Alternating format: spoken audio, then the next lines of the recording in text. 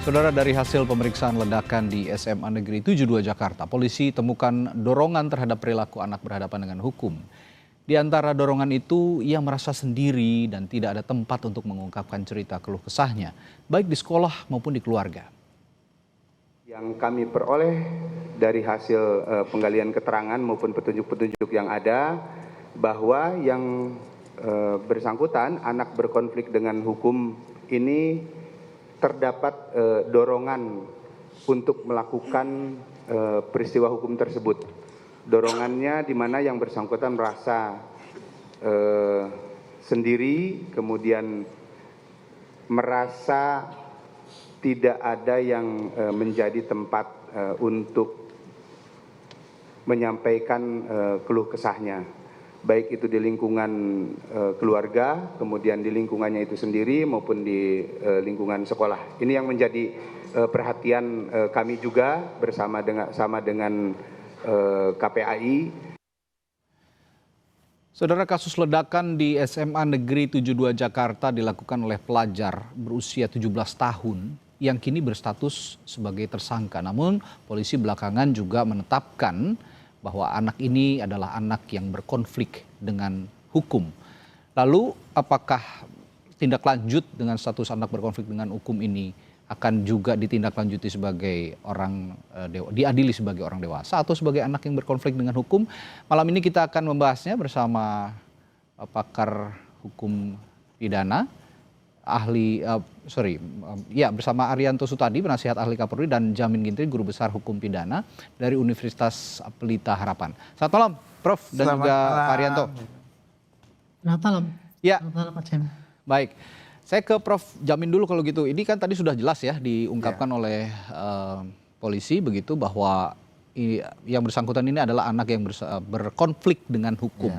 Nah, biasanya tindak lanjutnya setelah itu ini tetap ada singgungan ranah pidana atau bagaimana kira-kira? Ya, jadi benar terminologinya itu anak yang berkonflik dengan hukum karena usianya antara 12 sampai di bawah 18 tahun. Oke. Ya, ada satu lagi terminologi anak berhadapan dengan hukum di bawah 12 tahun. Makanya terminologi ada benar konflik dengan hukum. Nah, jadi tadi dikatakan ada pasal-pasal terkait dengan pemidanaan terhadap anak ini.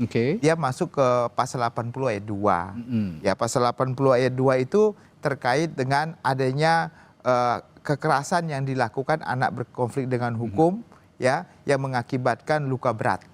Nah, sanksi pidananya 10 tahun. Tapi hukumannya itu tidak boleh lebih besar dari harus setengah dari hukuman orang dewasa. Nah, cara-cara yang digunakan juga menganut SPP terkait dengan sistem peradilan anak. Nah, sistem peradilan anak itu dalam setiap sidang, dalam setiap pemeriksaan harus ada lembaga perlindungan anak KPAI yang memberikan pendampingan. Walaupun nanti ada penasihat hukum di situ, tetapi juga harus ada perlindungan dan tidak boleh dimasukkan dalam tahanan orang dewasa. Itu yang paling penting ya. Jadi harus dilindungi hak-hak anak itu. Karena apalagi kalau ini kan dia tadi katakan motifnya nggak ada. Motifnya karena berasal dari keadaan rumah tangga yang nggak beres dalam keluarganya. Perhatian, kurang perhatian dan segala macam itu.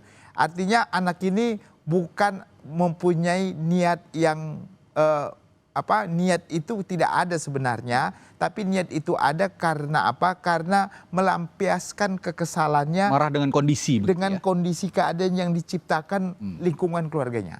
Begitu. Nah, itu sebenarnya nggak boleh. Ya, itu yang kedua.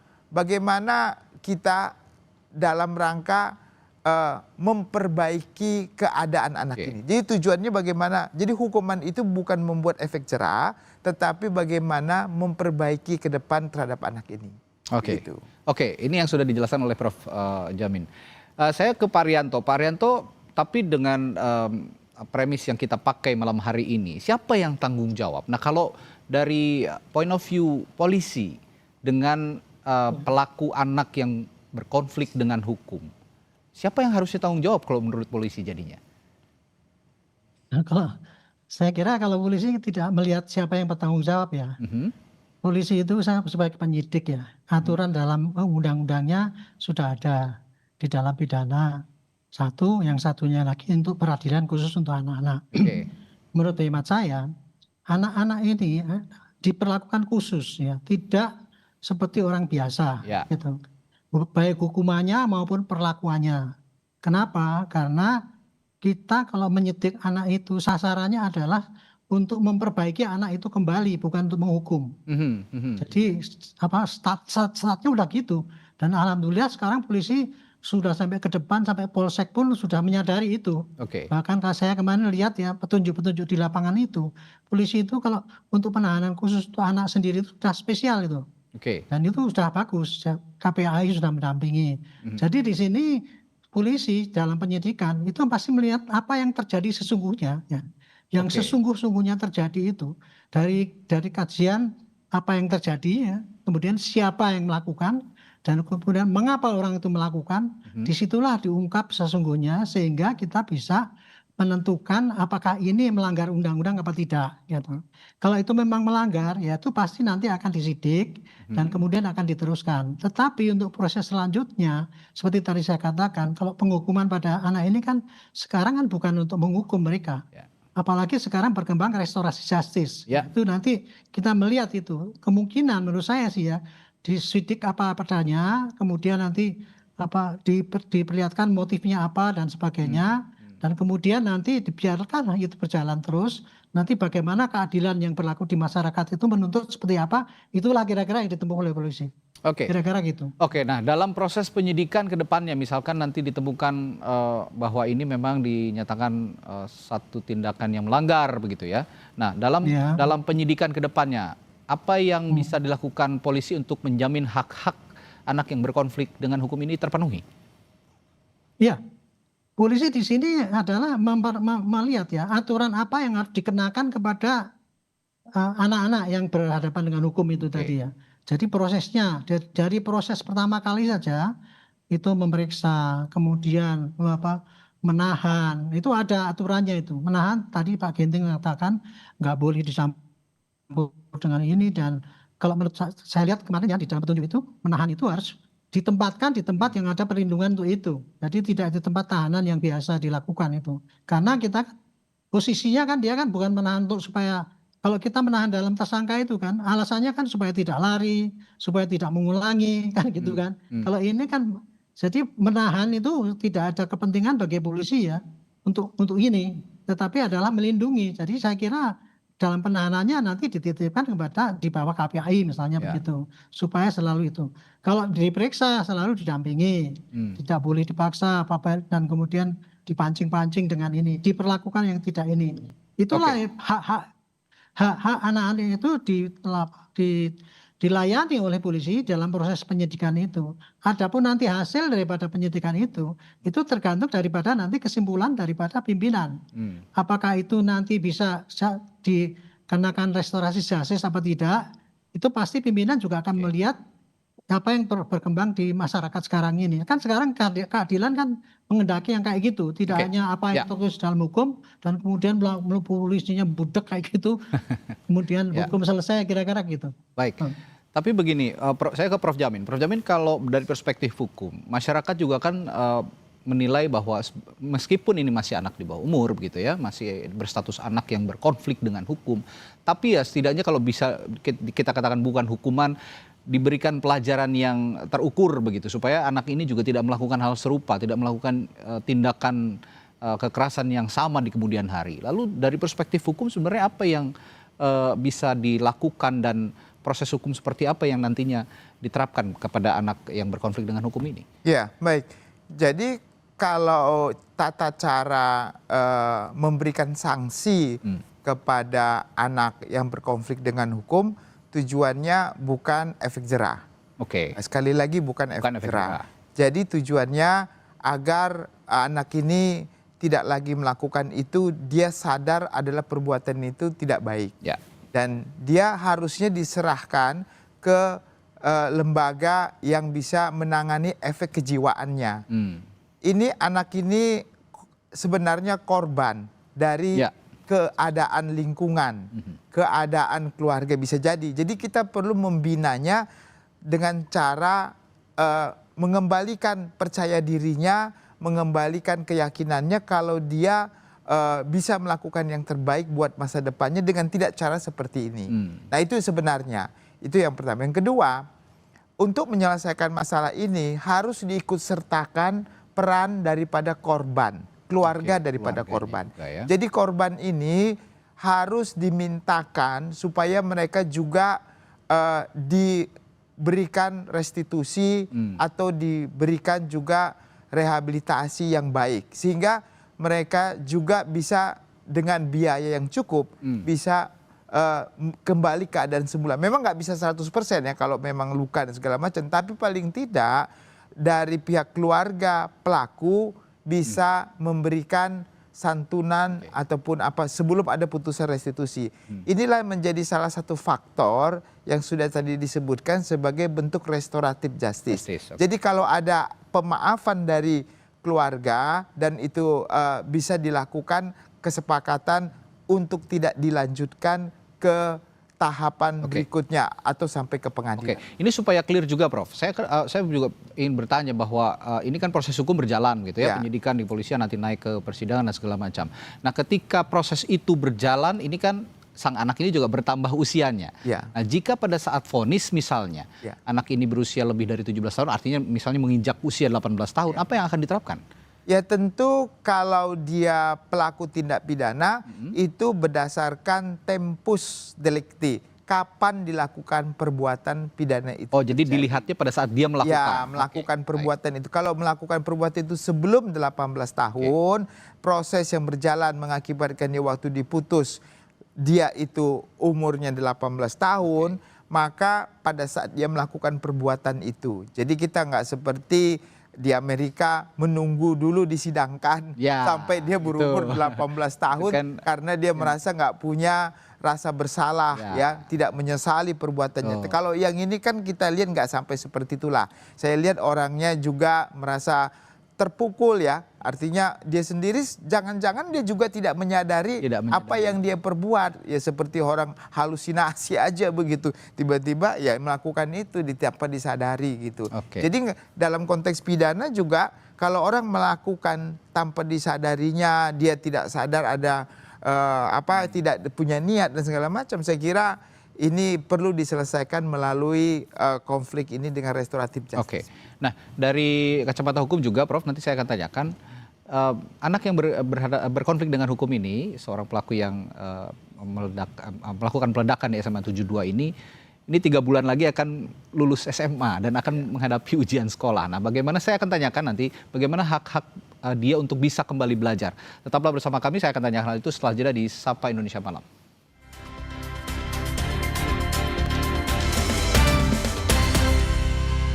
Investigasi setiap Senin pukul 8:30 malam.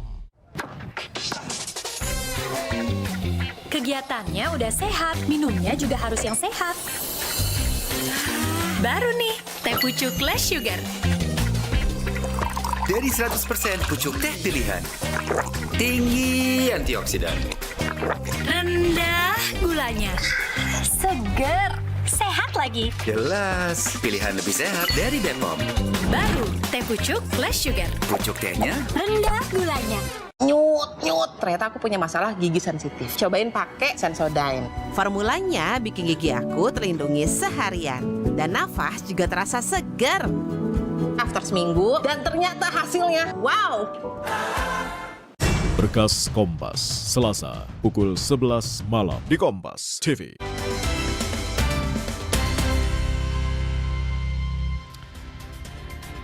Masih membahas anak yang berkonflik dengan hukum, pelaku peledakan di SMA N72 Jakarta. Tadi saya bertanya ke Prof. Jamin Ginting sebagai pakar hukum pidana. Nanti juga saya akan tanyakan hal yang sama ke Pak Rianto sebagai staf ahli Kapolri. Bagaimana menjamin hak-hak pendidikan si anak yang berkonflik dengan hukum ini juga bisa kembali? Karena anak ini 3 bulan lagi konon akan juga lulus dari sekolahnya. Dan saya dengar juga anak ini sangat pintar. Prof. Nah, saya kira dengan kasus pidana ini tidak boleh ya mencabut ataupun mengambil atau merampas tepatnya gitu hak-hak anak ini untuk bisa menyelesaikan sekolahnya. Kalaupun ada trauma di sekolah untuk menghadirkan anak ini bisa mengikuti ujian dan belajar mengajar, tentu bisa dilakukan anak ini dimanapun. Apakah nanti dia kalau seandainya ditahan di tempat khusus, dia juga bisa belajar di sana untuk meneruskan pelajaran dan bahkan untuk ujian juga harus diperlakukan. Jadi kita nggak boleh merampas. Ini saya lihat ini anaknya punya intelektualitas tinggi. Ya. Kenapa saya bilang intelektualitas tinggi? Karena dia berani dan bisa menciptakan sesuatu yang seusia anaknya belum tentu bisa melakukan hal yang sama. Ya, Jadi sepakat. kalau sebagai suatu negara saya sarankan anak ini dibina saja gitu, dibina. Bahkan kalau nanti tamat SMA gitu ya, bisa pemerintah menempatkan dia contohnya di Universitas Pertahanan kita. Nah, di sana nanti mudah-mudahan nanti di sana bisa dibina sehingga bisa menghasilkan suatu karya yang cukup besar dengan kemampuan yang dia miliki, tetapi by supervision. Supervision, karena anak ini bisa bahaya kalau nggak disupervisi. Fully advised begitu ya, semua jadi melakukannya full tetap advised. Tapi satu yang kita dapatkan ini anak mempunyai intelektualitas yang cukup tinggi. Tinggal bagaimana pengawasan dan mengarahkannya saja. Baik, saya ke Pak Rianto. Pak Rianto, pertanyaannya sama kurang lebih, tapi dari perspektif penyidikan yang juga bisa mempertimbangkan hak-hak pendidikan sang anak. Misalnya dalam proses penyidikan, apakah hak anak yang berkonflik dengan hukum ini juga masih bisa belajar, masih bisa mengenyam pendidikan, mekanismenya bagaimana Pak Rianto? Ya, kalau saya melihat ya gini, sekarang polisi itu lagi ada perubahan Pak, perubahan paradigma. Bahwa kita dalam menegakkan hukum itu, kemarin dikritik para aktivis itu, karena kita masih terlalu mengedepankan represif daripada pencegahan. Nah, sekarang ini polisi itu sudah berubah sekarang kita. Di dalam menangani gangguan kamtipmas itu, kita itu penegakan itu hanya yang terakhir saja. Tapi yang lebih dikedepankan adalah preventif dan bahkan preemptif. Makanya ini dengan adanya kejadian ini ya, anak sekolah berbuat begitu yang berakibat seperti itu, maka arah kita larinya tidak pada penghukuman anak itu. Tetapi bagaimana caranya ke depan ini jangan sampai kejadian ini terulang. Makanya kita sekarang akan memberikan pada pihak yang lain untuk ikut serta, jangan sampai yang ini diteruskan gitu. Termasuk juga pembinaan itu ya, pembinaan pada anak-anak itu. Itu kita merangkul pada semua stakeholder itu supaya kita sama-sama seperti tadi Pak Jimin katakan tadi bahwa semua harus ikut serta di dalam mencegah itu gitu. Jadi kalau estimate saya ya dalam kasus ini kira-kira nanti begini, dalam penyidikan apa sebagainya, anak itu tidak akan terganggu sekolahnya, yakin deh. Ya, gitu. Jadi dan kemudian nanti akhirnya juga tidak sampai dihukum dalam arti seperti dihukum seperti biasa itu supaya orang itu jerah gitu ya. Tetapi hanya ditempatkan di satu tempat yang tetap dalam pembinaan sehingga dia tidak kehilangan marwahnya itu untuk menjadi pemuda yang anak bangsa. Gitu. Pak Rianto, tapi ngomong-ngomong soal pembinaan ini saya juga terpikirkan untuk bertanya satu hal ini. Ngomong-ngomong soal pembinaan, bicara soal pembinaan, pernah ada study case dari Polri misalnya anak yang berkonflik dengan hukum dibina dan akhirnya benar-benar berhasil di kemudian hari dan benar-benar menyadari apa yang dilakukan itu salah, atau ada juga study case bahwa ada yang tidak terpengaruh dengan pembinaan yang dilakukan oleh proses hukum tadi? Kalau saya nggak tahu ya apakah ada suatu kasus apa tidak, tapi saya hanya mengamati orang per orang. Waktu kita dulu berdinas itu, kita sudah melakukan itu Pak. Karena dulu polisi itu kan punya 3 ya kalau kita mengatasi gangguan kamtipmas tadi saya sampaikan tadi, preemptif, preventif, dan represif. Saya pribadi pernah Pak membina anak-anak yang dulu melanggar gitu, kemudian kita bina dan kemudian dididik menjadi anak yang baik. Seperti saya Pak, banyak yang dilakukan. Dan berhasil semuanya ya? Iya, tapi ada juga yang memang nakal gitu ya, dan kemudian gitu. Tapi saya nggak pernah mengadakan studi itu, jadi nggak tahu berapa persentase. Tetapi upaya memperbaiki anak-anak yang itu. Ini kan anak ini kan kreatif ya, ada keberanian, ada kreatif itu. Ini kalau tidak dibina berbahaya nanti gitu. Makanya sasarannya seperti itu harusnya. Pembinaan yang dilakukan karena tadi ya dia saya dengar juga sangat punya intelektualitas yang baik daripada orang yang itu ya gitu. Sayang kalau enggak. Sekarang saya beranjak ke upaya restoratif justice. Sejauh mana misalnya nanti anak yang berkonflik dengan hukum ini didampingi oleh misalnya kuasa hukum atau pendamping hukumnya itu bisa menjalani proses restoratif justice? Ya, tentu kalau restoratif justice di penyidikan berdasarkan Perkap Kapolri harus memenuhi syarat material dan syarat formil. Ya, syarat material, syarat formil itu tentu adanya kesepakatan dan dari korban dan juga pelaku. 96 korban, harus ke 96-nya atau ada perwakilan? Tentu dari total korban ini sama-sama semua sepakat. Nggak boleh salah satunya nggak sepakat. Kalau nggak sepakat salah satu ya sulit lah ya kita melakukan restoratif itu. Yang kedua, ini kan jenis tindak pidananya kalau 10 tahun ya. Sebenarnya ini menjadi permasalahan juga karena restoratif justice itu dia tidak boleh lebih dari 7 tahun. Tapi ini kan anak kan intinya. Nah kalau anak itu kan kalau dia di bawah 14 tahun bahkan dia punya hak diversi. Jadi kembalikan kepada orang tua. Saya kira restoratif justice juga harus bisa diberikan kepada anak ini. Kalau diversi mungkin karena sudah di atas 14 tahun, ya dia masih belum bisa mendapatkan, sebenarnya bisa juga diberikan tapi tidak secara otomatis begitu. Jadi bisa diberikan tidak secara otomatis. Kalau di bawah 14 tahun secara otomatis. Jadi saya berharap sih konsep itu bisa juga diterapkan kepada anak ini begitu. Oke, baik. Saya ke Pak Arianto lagi. Pak Arianto tadi kan dari Polda Metro Jaya juga mengatakan bahwa yang bersangkutan ini punya dorongan melakukan hal ini karena merasa sendiri, tidak ada orang yang diajak berbicara, baik di keluarga maupun di sekolah. Nah, untuk memulihkan kondisi psikologis si anak, apa peran Polri yang bisa dikedepankan? Ya, kalau saya kan melihat ya ini dari analisis para penyidik tadi itu kan itu menyimpulkan bahwa pada dasarnya anak ini adalah korban daripada keadaan kan gitu.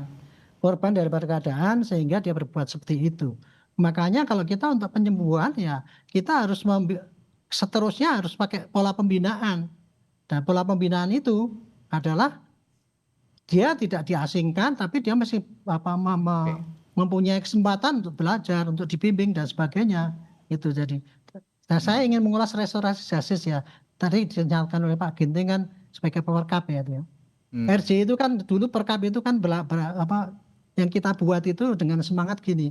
RJ itu adalah satu konsep peradilan yang bukan untuk menghukum supaya jerah, tetapi adalah untuk memulihkan kerugian masyarakat akibat dari tindakan itu kan gitu. Nah syaratnya adalah pulihnya itu adalah saling memaafkan, kemudian kerugiannya dikembalikan, dan kemudian lingkungan bisa menerima itu. Itu kurang lebih syarat-syarat yang sebetulnya masuk di dalam perkap itu. Jadi gitu. Baik. Jadi tidak hanya semata-mata semua memaafkan, tapi tidak lingkungan semua itu bisa menerima perdamaian itu gitu.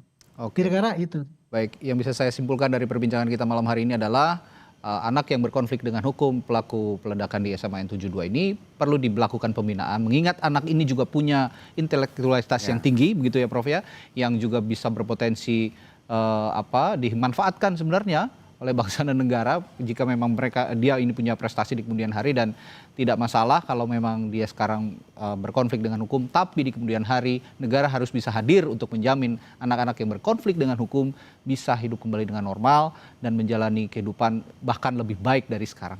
Terima kasih Profesor Jamin Ginting, pakar hukum pidana yang telah berbagi perspektif, dan juga Pak Arianto Sutadi, staf ahli Kapolri yang sudah bergabung di Sapa Indonesia. Sampai jumpa lagi, saya selamat malam.